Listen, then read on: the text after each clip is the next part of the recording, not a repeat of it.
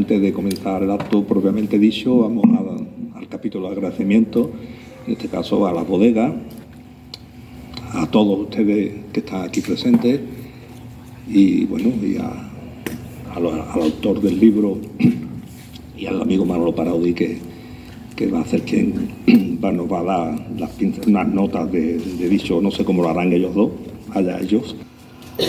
A través de una narrativa rica en emociones y reflexiones profundas, cada historia ofrece una visión única de experiencias humanas que resuenan con el lector.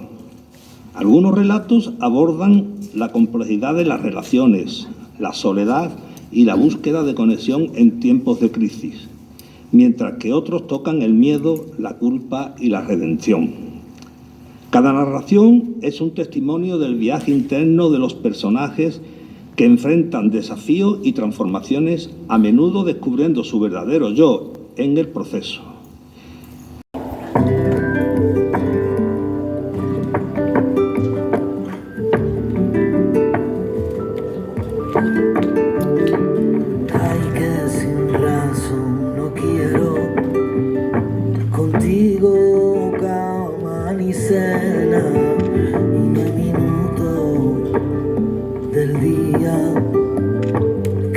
Contigo no quiera, porque me arrastra y voy, me dice que me vuelva y te sigo por el aire como una brina de hierba.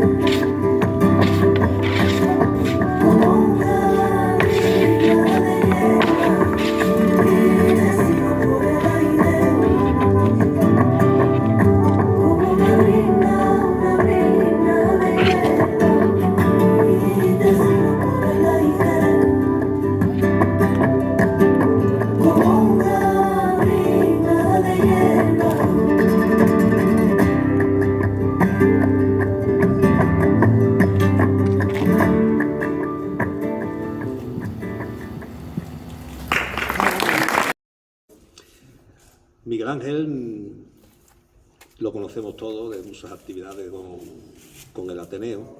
A nivel personal debo decir que es un magnífico compañero de junta directiva.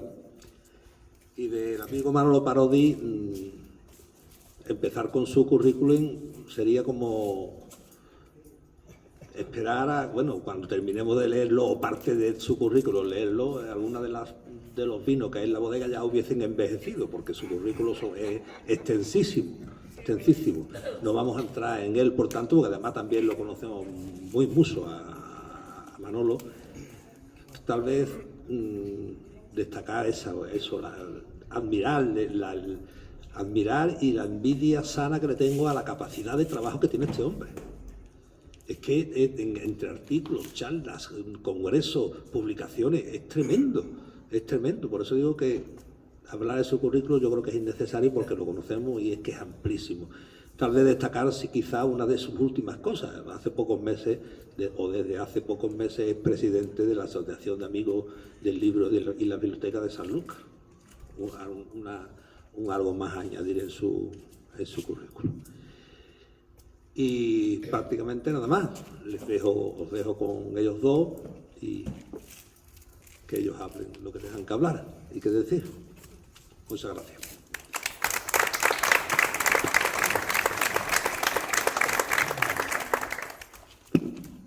Bueno, buenas tardes. ¿Se me escucha al fondo? Que yo con los micrófonos tengo siempre una relación como de amor-odio, pues no sé si acercarme mucho o alejarme. Entonces prefiero preguntar. Pero se escucha bien al fondo, ¿no? Digo, los de delante creo que me escucháis sin micrófono, entonces. Bueno, lo primero, dar las gracias por la parte que me toca, ¿no? A mi amigo Miguel, a mi amigo Miguel Ángel, que esto ya va siendo como una especie de tradición, ¿no? Que publica un libro y uno sí, uno no, o uno sí, dos no. Tengo la suerte de que se acuerde de mí para acompañarlo en las presentaciones.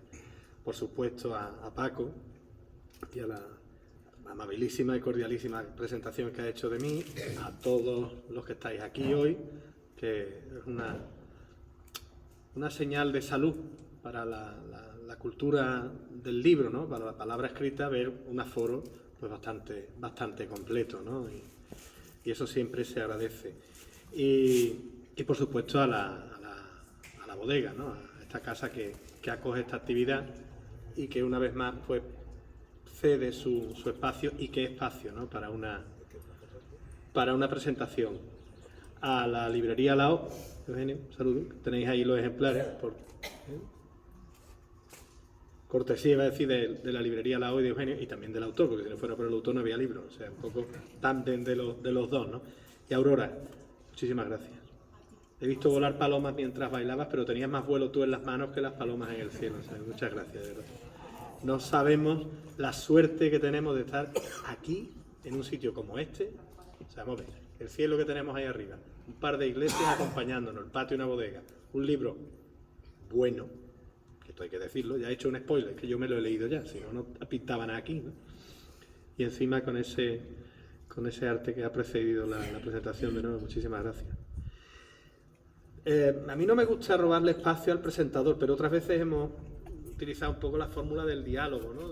Así que, como tú veas, yo, cuando Miguel Ángel me plantea presentar el libro y me da, puedo decirlo, creo, el bruto, el ejemplar en bruto, porque yo no me lo he leído, yo me he leído el primero, exacto, el bruto, ¿no? Del que sale Quiero decir que no me lo he leído cuando ya ha estado hecho como tal libro. He tenido la suerte y gracias a la confianza del autor, de verlo exactamente el mismo, pero el que ha ido a imprenta, ¿no? El que ha ido a imprenta.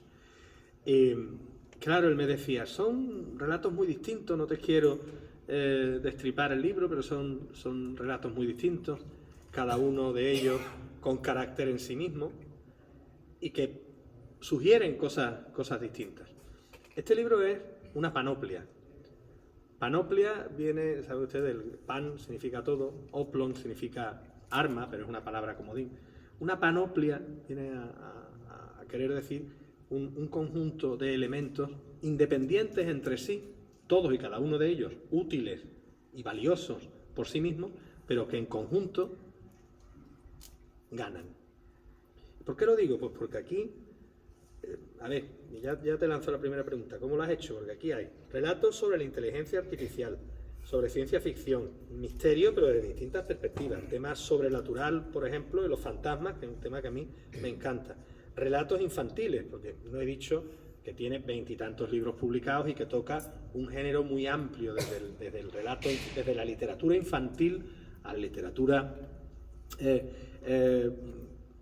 para adultos, y dentro de esa literatura, para los que ya hemos cumplido 18 años, desde la novela negra al relato corto, a la poesía, y eso es muy complicado, ¿no? Tocar tantos palos es muy... y no perder el pulso es muy difícil. Yo soy incapaz de escribir algo que pase de algún ripio, que le agradezco a mi amigo Pepe Santiago, que anda por ahí, que me haya publicado más de una vez en la revista Las Piletas, los ripios que yo escribo, y algún relato corto. O sea, sostener un relato creativo y que no pierda el pulso es muy complicado. Entonces, por eso te digo, relatos infantiles, tema paranormal, el amor, la inteligencia artificial, que ya la he mencionado, temas religiosos e incluso bíblicos, ¿no?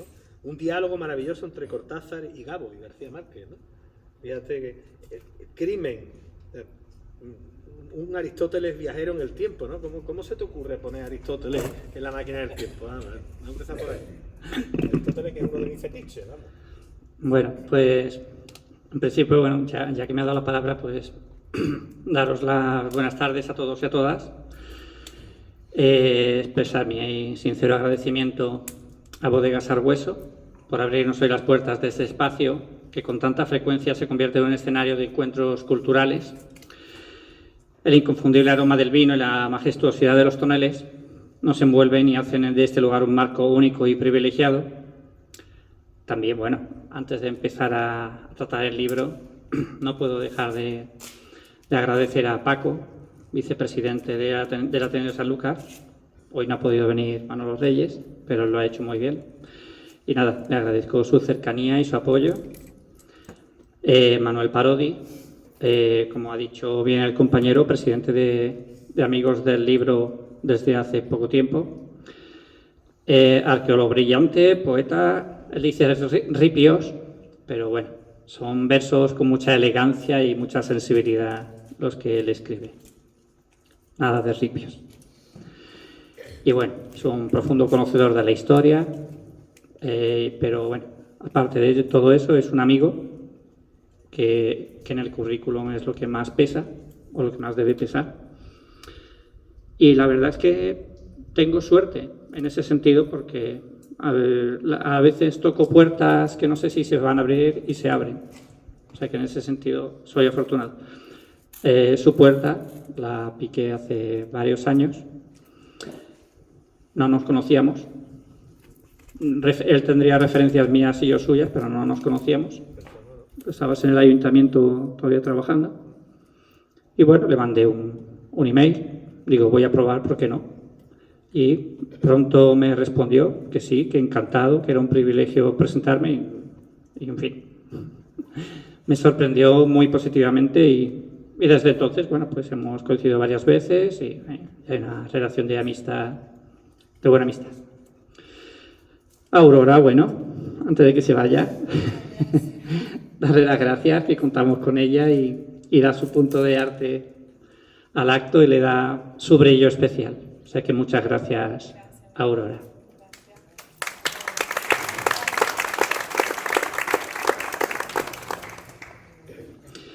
Y bueno, este acto pues se ha hecho en colaboración del Ateneo de Sanlúcar con Amigos del Libro.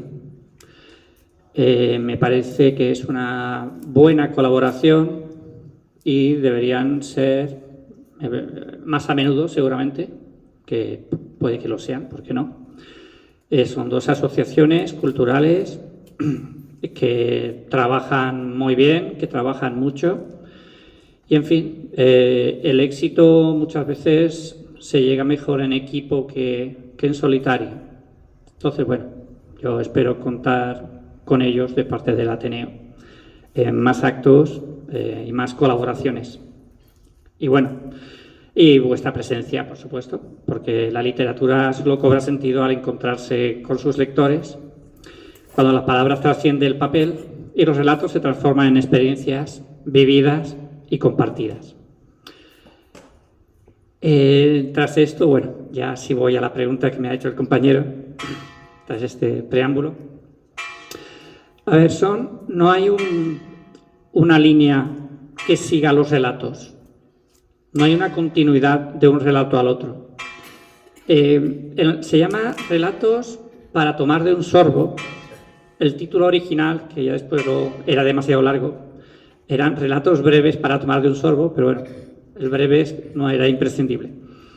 Y la idea es que, hacer una lectura que en esos momentos en que tenemos poco tiempo, que estamos todos ahora cuando empieza septiembre, ¿no? Que estamos todos muy agobiados, con muchas cosas pendientes, que no tenemos ese rato largo de sentarnos a leer muchas veces, pues son relatos para tomar de un sorbo en esos pequeños momentos.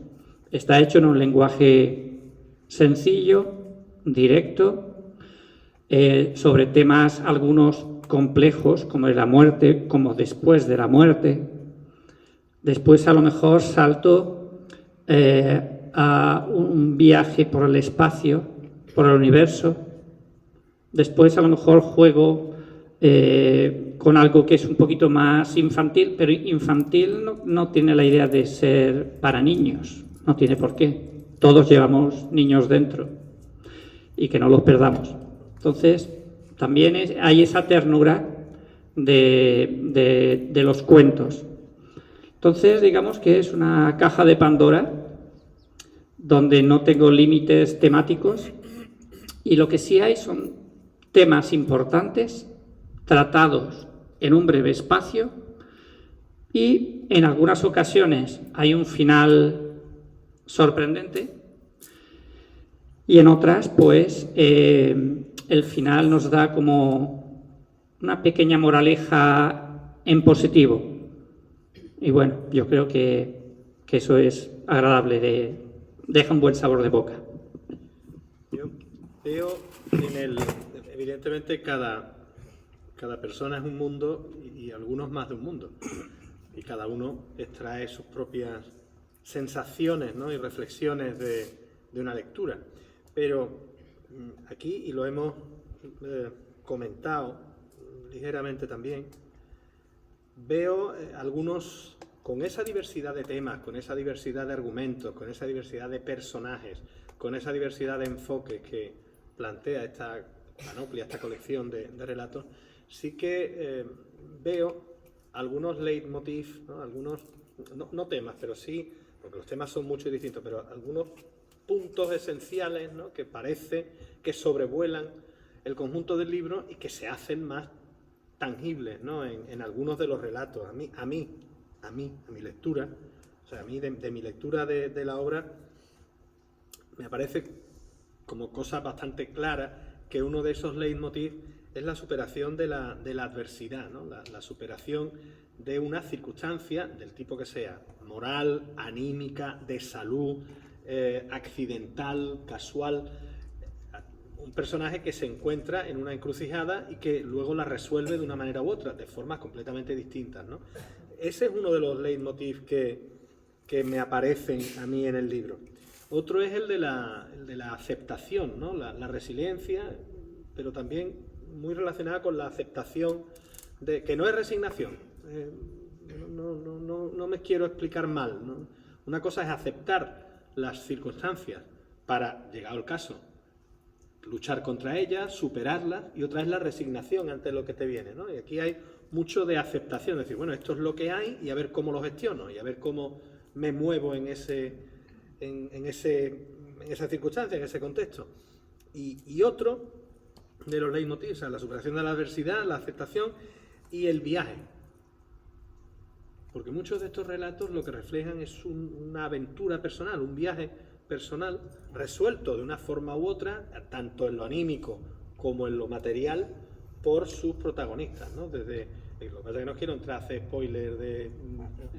desde aquella protagonista que no puede más con las circunstancias y decide recurrir a la eutanasia, en este caso de su madre, y luego el viaje personal por esas páginas, ¿no? hasta llegar o no llegar a un puerto seguro, en ese relato en concreto, ¿no? Y por eso te digo, la aceptación, la superación de la adversidad y el viaje personal de cada persona, de cada protagonista de esos relatos y de quienes le acompañan en algunos de esos relatos, ¿no? Son como tres leitmotiv, que habrá más, evidentemente. Ahora cada uno de los que estamos aquí lee el libro y claro, lo tamiza a través de su propio filtro, de su experiencia personal, que es única, individual, irreemplazable, y encontrará más matices, ¿no? Que es lo bueno, que es lo interesante. Pero a mí me vienen esas tres, y ya te digo, por más rico, diverso, heterogéneo que es el contenido, lo veo como muy, no sé si es una impresión mía o es una intención por tu parte. Sí, hay sorpresas, hay bastantes sorpresas, a pesar de ser relatos, como digo, bastante cortos. Tienen una página y media, dos páginas y media como mucho, así que se leen de un sorbo rápidos. Y sí hay mucha sorpresa, y, hombre, no se trata de destripar un libro porque no hay que hacerlo, pero un poquito sí hay que contar, ¿no? Como sorpresas, los leitmotiv sí los hay, es decir, son relatos muy distintos, pero sí es verdad que hay son sobre 40 relatos, son muchos, no son sobre 40. Algunos de ellos son comunes, si tienen un tema común o un fondo común vestidos con diferente traje, ¿no? Por ejemplo, me viene a la mente un chico que toca la flauta, qué casualidad, ¿verdad? Está en lo alto de una montaña, está allí tocando y se acerca una persona mayor que se siente mal y tal, se acerca a él y se da cuenta que cuando lleva escuchando a este músico un rato, empieza a sentirse mejor, empieza a perder los dolores, las preocupaciones, y es algo como milagroso. Entonces, él se lo dice a otra persona, y la otra persona viene, también otra persona con problemas y tal, le pasa exactamente lo mismo. También empieza a escuchar, se siente mejor, como es natural, pues al cabo de 2 o 3 días hay una cola hasta ahí. Entonces él tenía como una especie de bendición, poder, algo similar, que, la música aplaca a las almas, ¿no? Hace sentir mejor. En este caso es bastante más que eso. Y entonces a él se le ocurre la idea, ya que tenía tanta gente, comercial. Bueno, ¿y si cobro algo? Una pequeña cosa. Y ya aprovecho el tirón. Cuando empieza a cobrar a la gente, pierde por completo el poder curativo que tenía, se convierte en alguien que toca un instrumento y ya está, y la gente deja de ir y se queda solo y su flauta pierde la magia, porque ha dejado en creer en ella para creer en el interés, ¿no? Como una pinceleta de otro, una forense está allí con un cadáver, los temas tétricos los manejo. Y bueno, pues en una de estas se deja abierta la puerta de donde se introducen los cadáveres, de forma que al levantarse se da un golpe brutal en la cabeza, un golpe fortísimo, que se queda inconsciente. Cuando se despierta, se da cuenta, escucha voces, empieza a escuchar una voz, y se da cuenta que esa voz proviene del cadáver que se está comunicando con ella.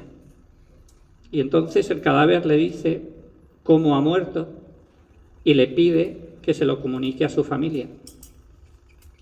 Entonces, con los distintos cuerpos que le van llegando, ella se lo va intentando comunicar a la familia, pero la familia no digamos que no reacciona.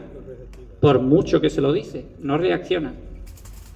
Al final del relato nos damos cuenta que ella no cobró un poder para escuchar a los muertos, sino que ella había fallecido con aquel golpe y lo que hacía era seguir con su trabajo como podía, pero sin darse cuenta que ya no estaba viva.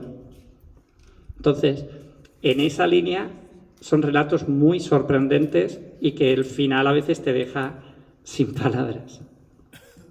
Sí, porque también ese es otro de los leitmotiv de la colección de relatos, ¿no? Que a veces es muy como de Hitchcock, ¿no? Te parece que van las cosas por un camino en un sentido y luego hay un quiebro que no te has dado cuenta y tienes... Mira que son cortos, pero algunos de ellos he tenido que irme atrás y decir, bueno, ¿esto cuánto ha cambiado? ¿Dónde lo ha hecho? ¿No? Que no me he dado cuenta. Y eso siempre, como lector, se agradece, porque que te mantengan la tensión y el pulso, ¿no? Es algo de agradecer. La fórmula de relato breve también para ello ayuda, por lo menos a mí, también ayuda mucho porque te permite, es un libro que puede ir contigo donde quieras. Lo puedes, me dicen por aquí que me acerque al micrófono.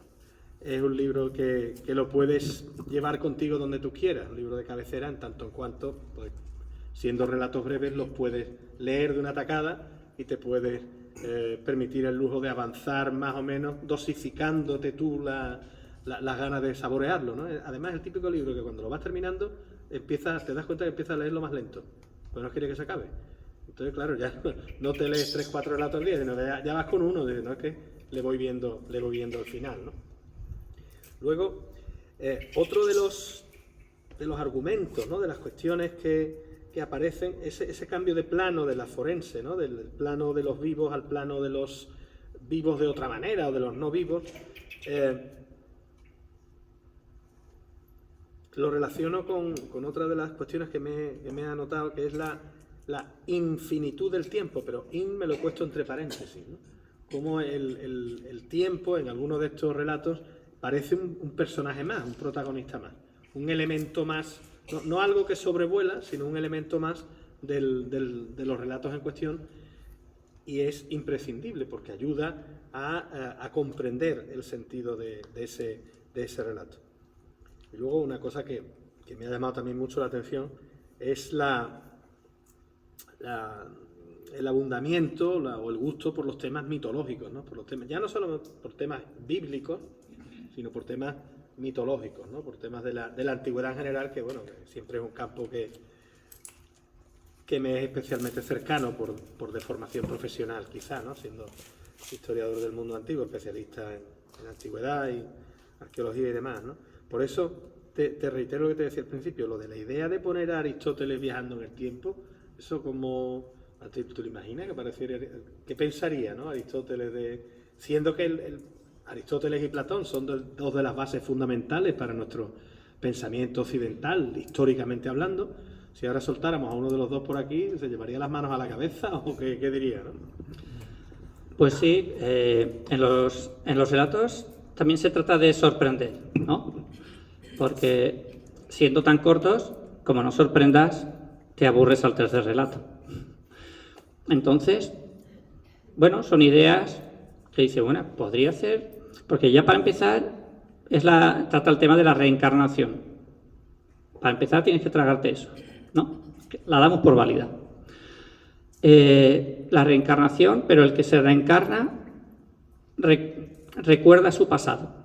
Vale, pues nace un niño, cuando aprende a hablar, cuando va empezando a razonar, cuando su cerebro se desarrolla, se da cuenta de adolescente que él pertenece a una vida anterior y que él era Aristóteles. A partir de ahí, pues se le empieza a hablar de su filosofía, a hablar de la lucha entre los opuestos para llegar a los puntos en común, al equilibrio. Digamos que ayuda al mundo con su vasto conocimiento y aporta al presente un conocimiento del mundo grecolatino de una forma muy original y muy sorprendente. Por ejemplo, te pregunto yo a ti ahora, el Gabriel García Márquez, imaginaros, en un bar, con su cierto encanto, tomando una copa, Gabriel García Márquez y Cortázar. Los dos dialogan acerca de la belleza de la literatura en las novelas y cada uno aporta su punto de vista. ¿Qué te pareció ese relato?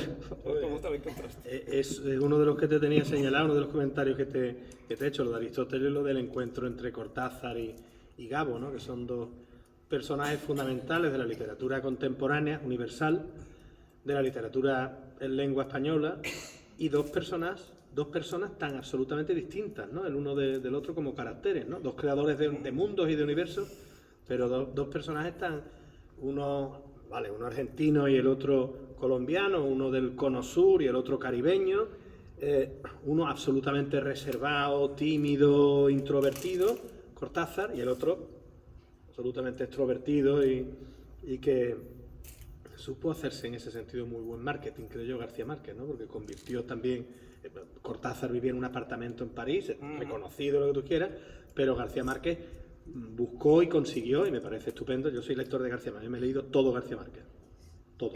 Cuando todo me refiero también a la obra periodística, lo digo porque no parezca que estoy hablando en detrimento de Gabo, porque lo que saquen me lo voy a leer y lo voy a comprar, ¿no?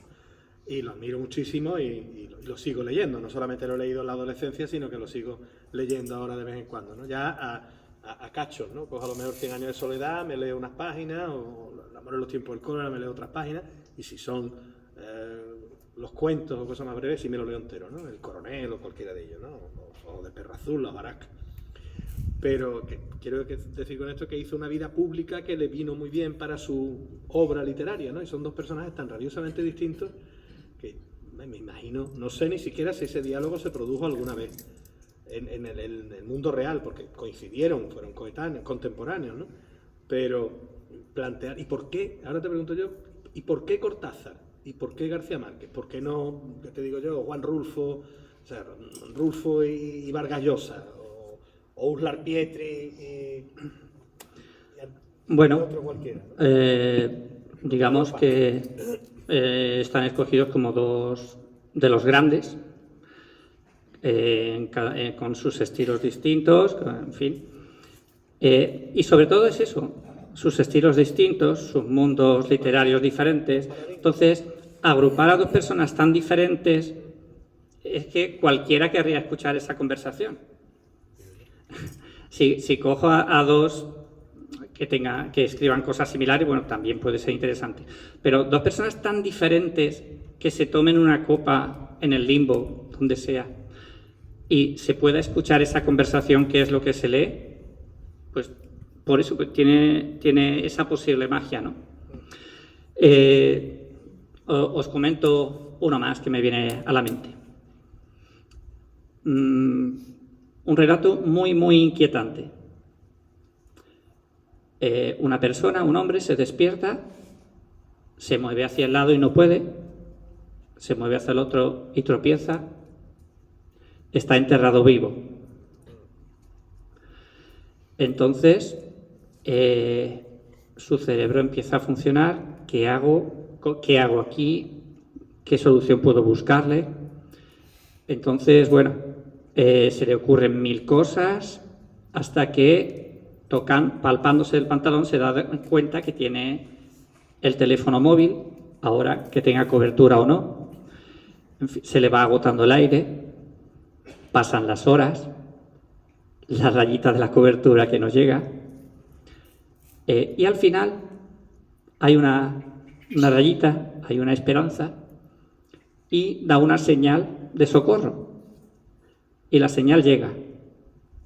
Entonces vienen a por él, empiezan a escarbar, ya saben dónde está, él ve esa esperanza, el que se ahoga, el que no llega, y bueno, el lector está, claro, ¿qué pasa con él? Y bueno, él al final se alegra muchísimo porque ve que se está abriendo, que le están abriendo la tapa, que lo van a salvar. Empieza a ver la luz, ¿no?, del sol. Y sería todo muy bonito. Pero si fuera todo muy bonito, no lo habría escrito yo. Entonces, cuando él ya casi que va a dar las gracias a los trabajadores que están ahí sacándolo, simplemente se da cuenta que no han llegado a tiempo. Él ha muerto y va hacia una luz que ve después de la muerte. Entonces, en ese sentido, y bueno, como temas que vamos a encontrar es la soledad como dolor y como oportunidad de autodescubrimiento, la conexión humana que nos sostiene en la adversidad, la redención como camino de perdón y sanación, la crisis medioambiental, como veis hay muchos temas que nos obliga a repensar nuestro futuro, la salud mental, especialmente en los trastornos alimenticios. Se trata el tema de la anorexia, se trata el tema del bullying, y más allá de ellos el amor y el desamor, la fugacidad de la vida, la riqueza de lo cotidiano, el humor como espejo social y los sueños y recuerdos como impulso de la imaginación. Es decir, lo que se busca es que cada página que pases y a cada relato que llegues sea una puerta nueva, una sorpresa nueva, algo diferente, que no tenga nada que ver con lo anterior. Vas a ir de sorpresa en sorpresa en cada uno de los relatos. Y esa fue la idea a la hora de escribirlo. Si quieres decir algo más. Sí, por cerrar, una cuestión formal, el orden de los relatos. Lo acabas un poco de decir, ¿no? De que va buscando que sean distintos entre sí, sorprendentes, pero entonces entiendo que el orden no es naturalista cronológico, es decir, no están escritos en función de cuando los ha ido escribiendo, no lo ha ido acumulando, sino que evidentemente ese índice está pensado, está organizado y está buscado de una manera fina. Sí, esto es como una sinfonía o una sonata que tienen movimientos contrastantes, ¿no? Pues se trata de eso, de que contraste uno con el otro, que sean muy diferentes y que el lector no se aburra nunca, que es lo que se pretende, ¿no? Que sea divertido, sea ameno. Tienes un ratillo, mira, me quedan 10 minutos que tengo de hueco. En 10 minutos te puedes leer 1 o 2 relatos. Y cuando te das cuenta, vas por la mitad y te lo bebes. Sin tener tiempo para leer, puedes leerlo. Y esa es la magia de este libro. Y bueno, no quiero extenderlo mucho más. Creo que ha quedado muy claro. Agradecer mucho a Parodi, a la Asociación Amigos del Libro y a mi compañero Paco, y a Ateneo de Sanlúcar, por supuesto, a la bodega, que ahora nos invitará a una copita. Y muchas gracias a todos vosotros, que habéis hecho que este rato sea muy agradable y que sea un éxito. Claro que sí.